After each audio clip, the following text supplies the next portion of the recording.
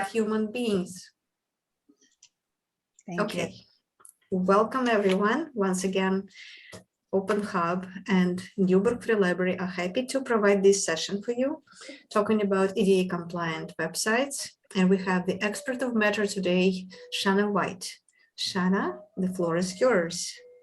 Thank you. I'll just tell you a little bit about myself. I am a self-taught website developer. I've been serving clients since 2011. And I found my way into ADA compliance because a client needed to cover that for themselves because they do offer public accommodations. And so I've been working in accessibility assessment for 3 or 4 years now, and looking at getting certified in that. And I'm very excited to be sharing that with you today. So let me see I am going to be, this is the first time I'm doing this with 2 screens. So I may have to find out from you, how does this look? Are you seeing my slides and they're filling your screen? Okay, great. Yep. Not full size screen. I have it full size. How about that? Okay, cool. So ADA compliant websites, equal access and equal opportunity for all, which is something that everyone on the call here seems to be already have a sense of. So this has been, I don't know if they say this out there in the world, but it's been my experience, especially working with a team recently, that ADA compliance is basically a form of UX design. Every time that you are doing user experience, you are thinking about what is the experience of the user. Normal user experience design is kind of like thinking about how do I want the user, what's the user feeling emotionally, and how am I going to bring them together with my business objectives? What's the best user experience that also converts? Of course, we also want conversion when we're talking about users with disabilities, but it's kind of a different user experience. So the objective is to make the user experience for a user with a disability as easy as possible. Which means walking a pace in their shoes, which we'll do a little bit of today.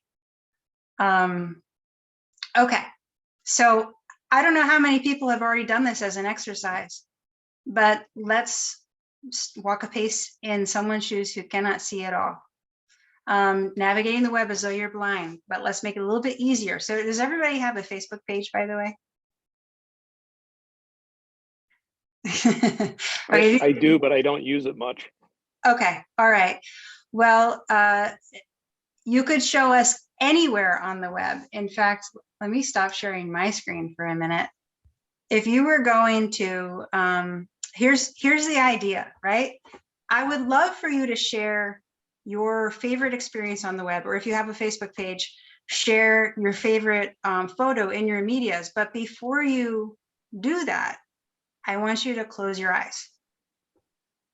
So literally close your eyes right now and just consider, how would you go about doing that? It wouldn't happen. It wouldn't happen. What's the first problem that you have? Using the mouse, seeing the screen, yeah. Yeah, that's a big deal, right? That's what, when I first started assessing, that's what I did. I like closed my eyes and listened to the screen reader, trying to get myself into the experience. So, okay, so ADA compliance is more than user experience. It's also a legal requirement, which many people here, if not everyone, are already aware of. The legal requirement is to make the user experience for a user with a disability equivalent to a user without disability. So as Juliana was saying, if you make your website accessible for users with disabilities, it makes it better for users without disabilities as well. But the thing is that you can actually, I mean, I've had, as an accessibility assessor on a team, there are some things that I don't actually like for design, but in my mind, I have to say, okay, that's okay. It just has to be equivalent. Yes, we want the best user experience for people for everyone, but in assessing for ADA compliance, I am thinking with the glasses on, this has to be an equivalent experience. So if this sentence is unclear for visual users, it can be unclear for users with disabilities as well. We would want it to be clear, but just so you understand, it's about making it an equivalent experience. This applies at least to all businesses that accept public funds or that provide a public service or a service in a public space or a service of public accommodation. So it may or may not apply to your business at this time. This is not legal counsel. So if you have a question about that, about whether your business or a business that you work for is vulnerable to lawsuit, you want to consult with a lawyer that's familiar with this area. And I do have a link here, the government law. If you love like swimming through legalese and not all of it applies to websites, you can go to ada.gov and get the story straight from the horse's mouth.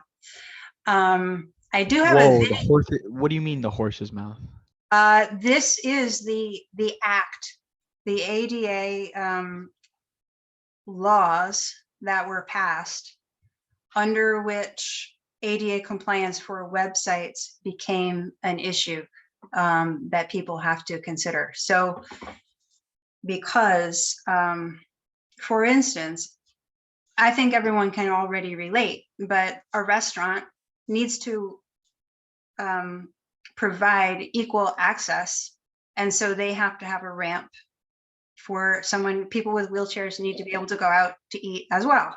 So they have to have a ramp, they have to have a bathroom that can accommodate a wheelchair. It's the same thing when you But go like, to, you have to let those things like in your restaurant. you have to have those things in your restaurant according to these laws, ada.gov. No, I meant like the vegetables. I didn't say vegetables. No, like the disabled, like, you know. Did you use the word vegetables to describe people who have disability? Yeah. Okay. One of the things that happened for me as I got deeper into this was that my heart of compassion opened up for people that are living with disability. There are some people that do have significant cognitive disability, but vegetables is not a very compassionate term, or it doesn't come across as very I'm compassionate. so sorry. I thought that's like what they're like registered to be called. No. So in a minute, we'll take a closer look at what some of the disabilities are, but I wanted to give you a chance. I actually do have a link to a video of a lawsuit. It's from a few years ago, but it broke news on CBS that someone who is blind. I honestly, I don't want veggies in my restaurant. Eric, I think that's not, I hope that you're here to try to understand the material. I'm sorry, but I don't think you're allowed to say that. That's actually really messed up. I actually did go back and do some research, and I think the appropriate term is a retard. I think, yeah, I have a feeling these two are not active participants or interested in the material at all. I think Sonia is right.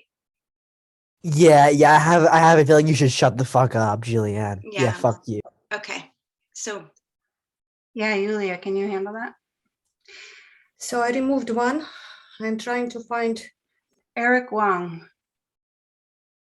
Okay. Yeah, I removed him. Thank you. Thank you. Sorry, everybody.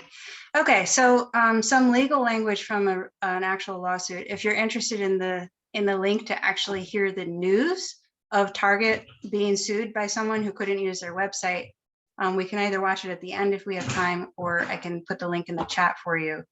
It's only 2 minutes, but I don't want to take that time. I want to make sure we've got everything else going on. Okay, so some legal language from a real lawsuit of someone on whose website I am the team.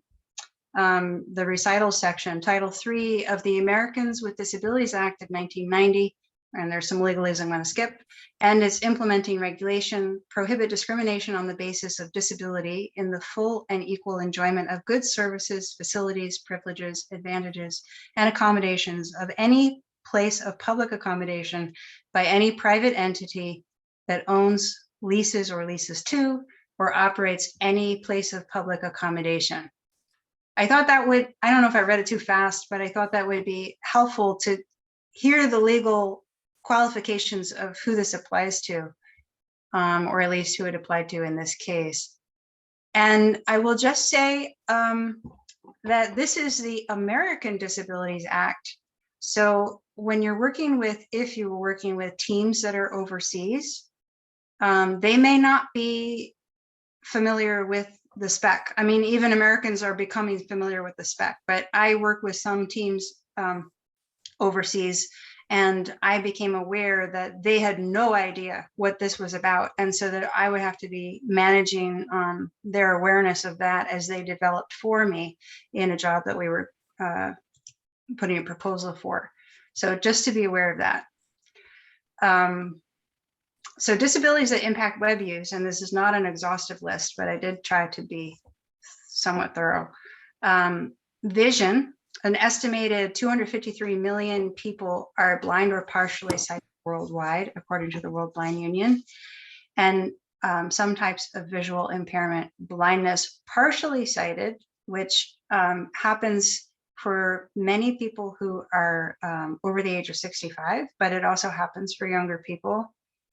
And color blindness. Hearing, so color blindness is an interesting one. You might have theme colors on a website that are red and green, and they're the same value or a very close value. Someone with color blindness may not be able to tell them apart. So you might think that someone can see your red button on a green background, but they can't because it blends in, because their color blindness doesn't see the difference, as an example. Hearing, an estimated 1.5 billion people suffer from hearing loss. 34 million children have disabling hearing loss. And this is where, if you have audio or video content, you want to think about captions or transcripts, which incidentally are also good for SEO. Additional health challenges and disabilities that can impact a user's web browsing experience: memory deficits, problem-solving deficits, attention deficits, various types of comprehension deficits, motor skill deficits, and seizure and vestibular disorders. There is a rule in the spec that warns you about having anything flashing on your website, because you can actually, that can trigger an epileptic attack for someone with that vulnerability. Examples of assistive devices. For vision, we have screen readers, NVDA, JAWS, and VoiceOver, and I will fire up NVDA for you in a little bit. Hearing, video captions, and video and audio transcripts. Motor skill deficits, voice-activated computers, drag and dictate. And I have here a quote from Christopher Reeve. Does anyone know here who Christopher Reeve is? No, Christopher Reeve is the original Superman. And he had an unfortunate accident when he was jumping a horse. He fell, or the horse fell, and he came out on the other side of that event as a paraplegic. And so his quote, "The internet is an essential tool and literally a lifeline for many disabled people. I have drag and dictate. While I was in rehab, I learned to operate it by voice, and I have enjoyed corresponding with friends and strangers with that system. Many disabled people have to spend long hours alone. Voice-activated computers are a means of communication that can prevent a sense of isolation." Okay, so let's experience this a little bit. I want to show you the difference between, so the thing with ADA compliance is that there's the spec. Maybe I should just show you the spec for a minute. Oh, Mozilla Firefox, W, X, Sorry. A, G, I, K, desktop, W3.org, Fox, Mozilla, okay. How to meet WCAG, great desktop, G100. Okay. I'm gonna, Okay. okay. I think there's a way to shut it up while it's still open, but I haven't figured that out yet. Even though I've been using it for a long time, that's not part of my assessment process. So anyway, this is my go-to guide, the W3Org's WCAG 2.1 quick reference. So when I say there's a spec or a rule, I'm saying that somewhere in here, like for instance, we have contrast minimums there are 3 levels, A, AA, and AAA. Typically what I'm seeing in the legal environment right now is that you have to meet AA. So within each rule, you're going to have examples of techniques for sufficient techniques. In other words, that you have met this consideration, and then also failure techniques. And digging through these is how you understand the scope of what is trying to be accomplished. And the thing is that sometimes working with the designers on the team that I'm working on, they want to go by the letter of the law. And I'm like, why do you want to go by the letter of the law? Why don't we go by the spirit of the law? Because we really want to understand what is the disability and how are the screen readers compensating for that disability or the other assistive devices, and how can we do the best that we can do to make the most wonderful experience for them rather than trying to just get under the wire. So Do you want me to put in the chat link? actually, I'm going to do it here because I want the screen reader to read. Oh, you mean for that? You could Yes. put, I could put. Done. Oh, done. Okay. Okay, so we've got 2 websites. We'll just start at the beginning. They do essentially the same thing. We've got Expedia and Wanderoo. And I've got some things open here. So I wanted to show you the difference.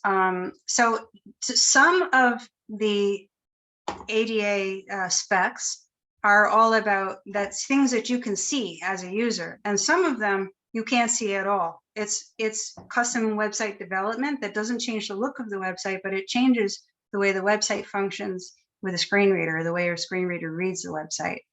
So, all right, I'm gonna fire it up again. I gotta tell you a quick story. I was on a Zoom meeting, and one of our team members on that Zoom meeting is blind, and she was using NVDA or JAWS, I don't remember which, I think it was NVDA. And while someone was talking, I wanted to make a suggestion. So I put a suggestion in the chat, because when you put something in the chat, it doesn't make any sound, right? But Joy, who was using NVDA, she was unmuted, and she was using NVDA to listen to the chat. And so NVDA just read what I chatted right in the middle, and I ended up accidentally interrupting the person who was speaking. It's kind of a funny experience of, sharing, intersecting life with someone who relies on this on a regular basis. Search and compare cheap bus and train tickets document. Random landmark. Okay, I'm cheating because I'm using the mouse in the interest of time.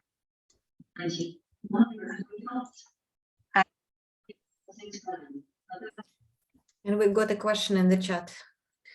do you recommend that developers use an accessibility improvement tool like Site Improve or their competitors, or is that not necessary?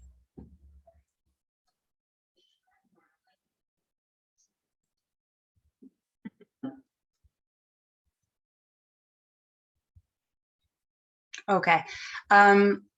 It's fine to use an automatic scanning tool like Site Improve. Someone that I work with loves Axe. He, from his developer perspective, Axe is the best. But one thing that you have to understand is that it does not replace manual assessment. It assists assessment, but it doesn't replace manual assessment, because there are plenty of things that a scanner can't judge what the right move is, or that there's even anything wrong. For instance, headings are very important to mark up properly because JAWS can use, through screen readers, a user can use headings, can look at just the headings as a way of navigating a page. Your scanner can tell you whether your headings are in proper hierarchical order, or if you are missing an H1 heading. It cannot tell you if your headings are descriptive for the content, and it can't tell you whether, looking at the content, you should have put a heading there or not. So scanners and automatic tools do not replace human assessment, manual assessment. Reload. One room. Search desktop. Terms of enforcement.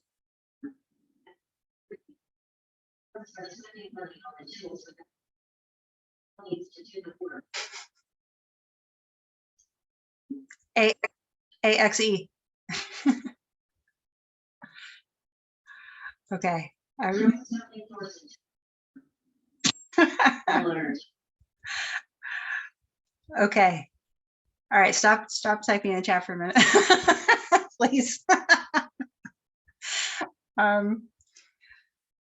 I want to see if I can get it to listen to Wanderoo. There's two things here that I wanted to share with you. I have never used NVDA while I'm screen sharing. Browser test. Can you still see it? No, right? Browser test. Okay. All right. HTTPS.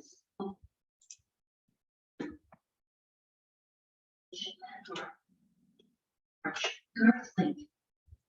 Hotels link. Never change subject is left.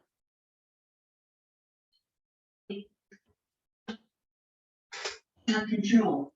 We tab selected one of two. Oh. One-way radio button checked one of two. Did you just see there is the language changer and the currency changer and the login that I just completely skipped over? I was tabbing and I was not able to tab to those things. That's a problem, because I should be able to. Departure minute required has auto complete selected Atlanta, Georgia. I should be able to tab to every control on the screen. Button. Right. And I'm headed particularly. Clickable checkbox checked. Okay. Now, by the way, can you see where we are? I don't see where we are, because I don't see, there's no focus highlighted right now. We're on clickable checkbox checked, but I don't actually see where on the screen that is. So for people that have low vision, and even for visual users, if they like to use a keyboard, you want to make sure that your focus is visible. List with 4 items, clickable checkbox checked. Clickable checkbox checked. Clickable checkbox checked. Okay. Checked. Okay, so we're in the travel mode filter right now, but it's just saying clickable. Clickable checkbox checked. That is not, the problem that is being highlighted right now is that the checkbox is not programmatically linked to the label for the checkbox.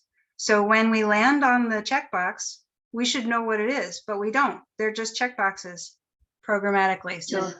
we're Expedia, going to go to Expedia. Expedia Travel.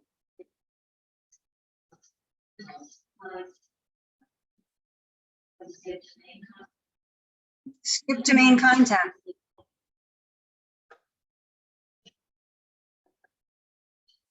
Okay, so the skip to main content link, we did not have that on Wanderoo.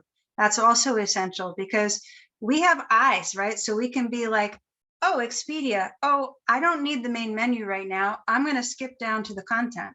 Well, someone that doesn't see and can only navigate with the keyboard because the mouse doesn't do them any good because they can't see, they would have to listen to the main menu over and over and over again every time they load a new page. So skip to main content and other skip links, skipping help people who don't see or who can only navigate with a keyboard or other assistive device to be able to skip around the page like we do with our eyes. So that's another important feature that Wanderer didn't have, but Expedia does have. English button. List your support trips sign up button link. Clickable selection. Going to button.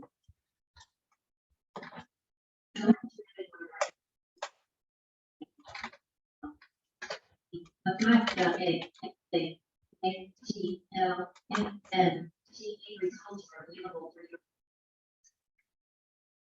Navigate the list. ATLANTA, Atlanta.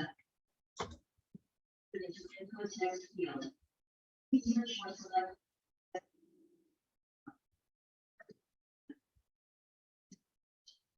Atlanta button. This Expedia is one of the few websites that I have found is really taking care of the user experience for someone that's using it with a screen reader. All that you just heard, you can't see, but it's in the code to help someone who's using a screen reader. Add a car checkbox, not search button.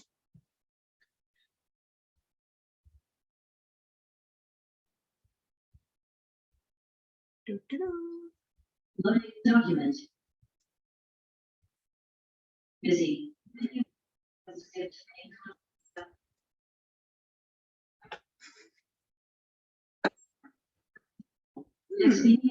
Sorry, I just did. I want to show you one more thing.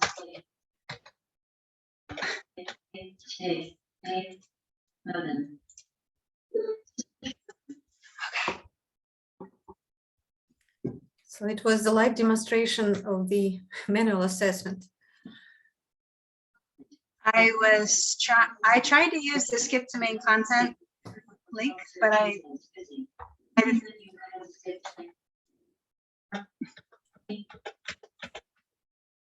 tried to use the skip to main content link and my timing was off. But this is what I want you to hear next.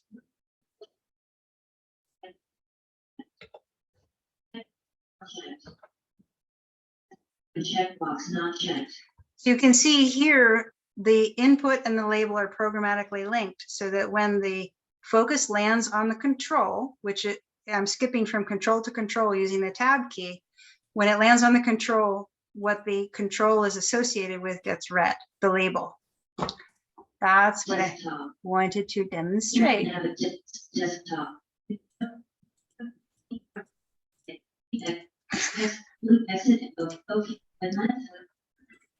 Okay, that was our demonstration. Any questions at this point or comments, or I'll move to the next topic.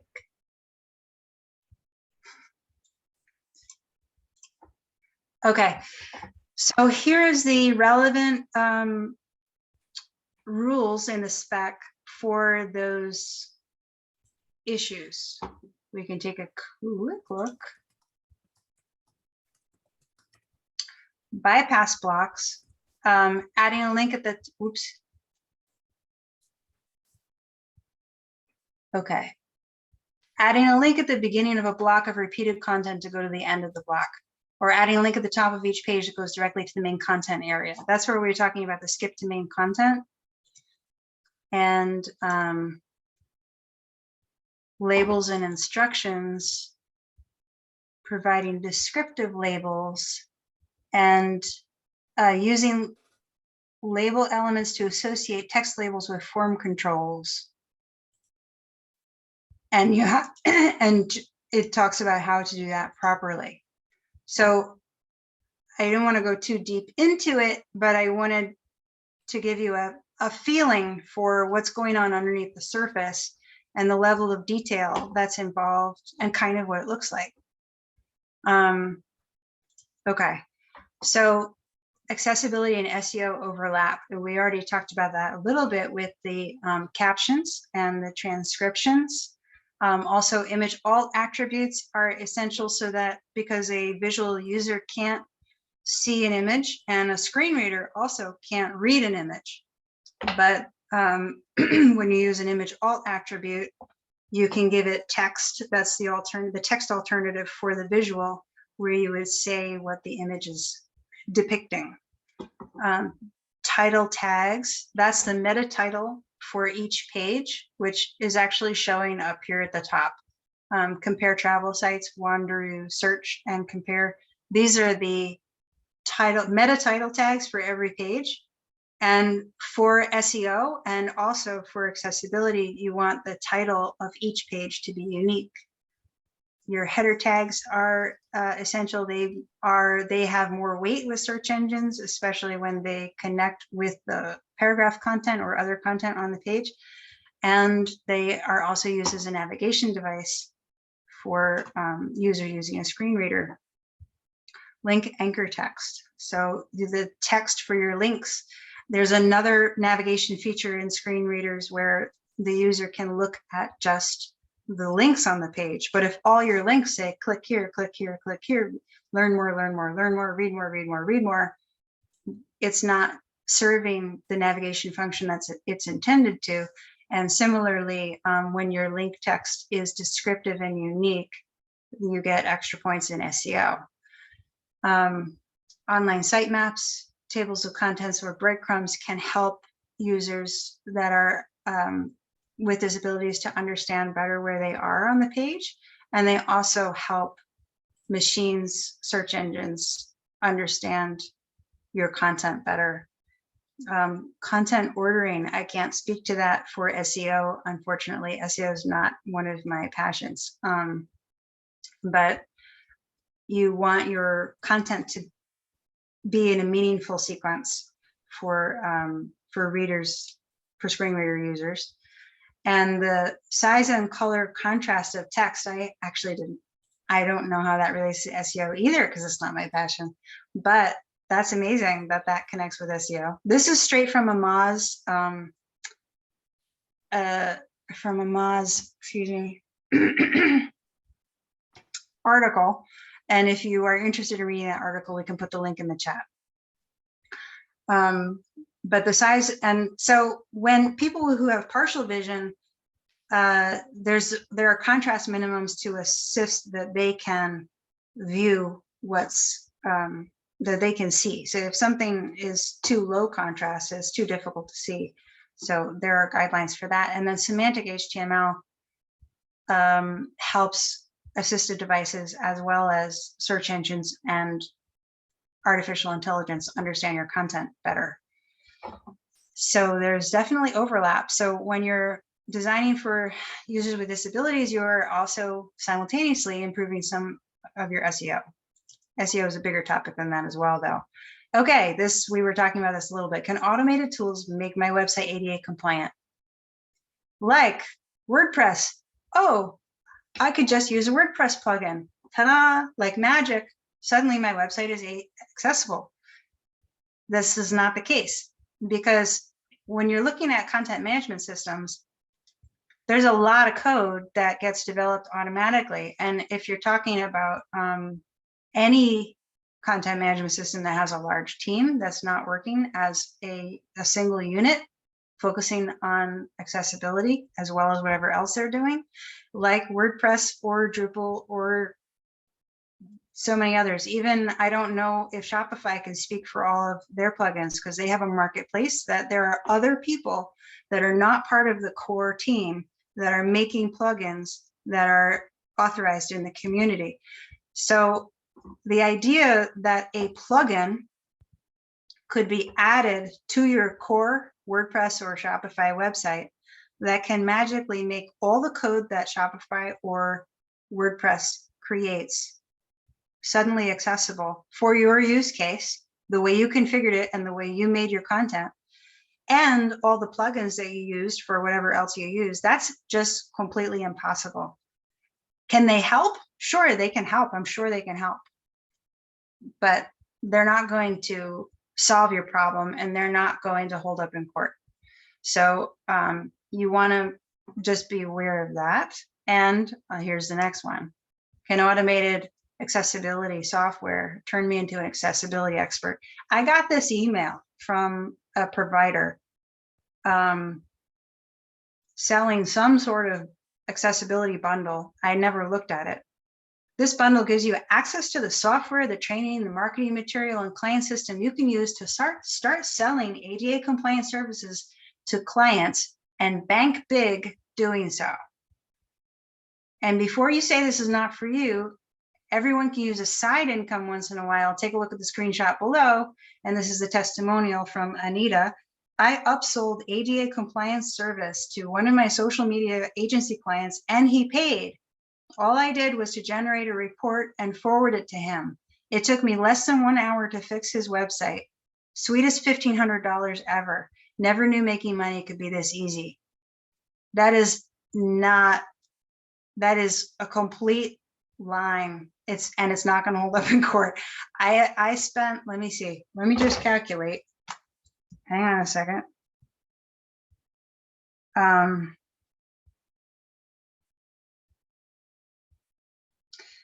I spent about 70 hours assessing a 70-page website for accessibility in December. And now they're implementing on my assessment. So that's my experience of the scale of taking a website, and that's a WordPress website. So anyway, okay, so here, this is interesting. This was part of my experience. The other thing about the spec is that it doesn't give you all the answers. It tells you the experience that you're trying to solve for, and it gives you guidelines, but it doesn't give you all the answers. So I came across this situation where we had a checkbox at the bottom. I agree to the rewards program terms and conditions. It's a checkbox, and they would check it, and then as the screen reader reads, then there's the link, and they could click that link to find out what the terms and conditions are. And I will say also that this assessment was in response to a lawsuit. And so the lawsuit says that the website has to be accessible for someone with average screen reader skills and keyboard navigation skills. So I hope that I represent that. If I might represent someone that's got less than average skills. I was looking at this and I was like, okay, we got the checkbox first, and then the terms and conditions that I'm agreeing to afterward. That's a little awkward because I'm being asked first to agree to something that I can review after I've been asked to agree to it. So I flagged this, and the spec that relates to that is a meaningful sequence, ordering the content in a meaningful sequence. The objective of this technique is to ensure that the order of content presented to assistive technologies allows the user to make sense of the content. And it goes more into depth, but it's also about equivalent ease of use. Placing in focus order was, it said, wait, let me go back. It said at the bottom of this page for G57, it said that related techniques, placing interactive elements in an order that follows sequences and relationships within the content. So I'm digging deeper into this spec. And I just I just selected some text from the page. So the examples I thought were the most illuminative about placing interactive elements in an order that follows sequences and relationships within the content. For instance, a form contains 2 text input fields that are to be filled out sequentially. The first text input field is placed first in the content, and the second input is placed second in the content. Like first name first, last name comes after that. A form contains 2 side-by-side sections of information. One section contains information about an applicant, the other about the applicant's spouse. All the interactive elements in the applicant section receive focus before any of the elements in the spouse section. So I'm feeling like this is oh yeah, I'm sorry. And here's one more thing. Meaningful sequence, accessible modal dialog boxes. The w3org.org has examples of modal dialog boxes where the controls to close the box come at the bottom after you read the content. So all of this is reinforcing to me this thing in my mind where I'm like, how can you have the checkbox first and the terms and conditions they should agree to afterward? So I flagged it for the development team, and we thought, well, maybe this would be the solution, to put the checkbox after. And then the design team was like, well, you can't put just one checkbox after, you have to put the other checkbox after. But there's a problem with that. Positioning labels to maximize the predictability of relationships. Labels for radio buttons and checkboxes are positioned after the field. So the label is the words. So when it comes to normal, text inputs, the label comes first and then the input afterward. When it comes to checkboxes and radio buttons, the conventional desire is that the checkbox comes first and the label comes after. It's easier on the eye because the checkbox is the same width the whole time, and the label will change the width. So when you put the checkbox after the label, then it makes it unpredictable where to find the checkbox. So, but I had so convinced the design team of this solution because they were like, yeah, the checkbox has to come after the link. But then when they put it after the checkbox, the label with no link, I'm like, now we're really violating this. So I was like, gotta come up with a better solution. Well, here's what we came up with. We got the checkbox in the conventional location before the label for the promotional, which has no link in it. And we got rid of the checkbox for the terms and conditions entirely. So now the user experience is that they hear the screen reader say, by submitting this form, I acknowledge that I have reviewed and agreed the rewards program link terms and conditions. And they can go to that link and review it, and then afterward submit the form. So this is just an example of a problem-solving experience where we had to go through a process trying to find what is the answer for this situation. And it wasn't straightforward. And we're looking at what appear to be competing rules and trying to find how can we satisfy all of the rules and create the best user experience that also meets the needs of the company, because the company needs to say, they need the user to say that they have agreed to the terms and conditions before they can submit the form. Okay.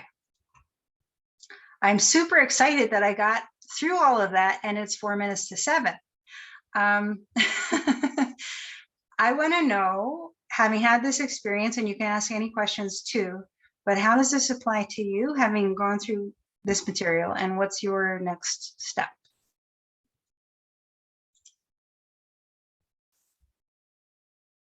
Or questions or comments or anything?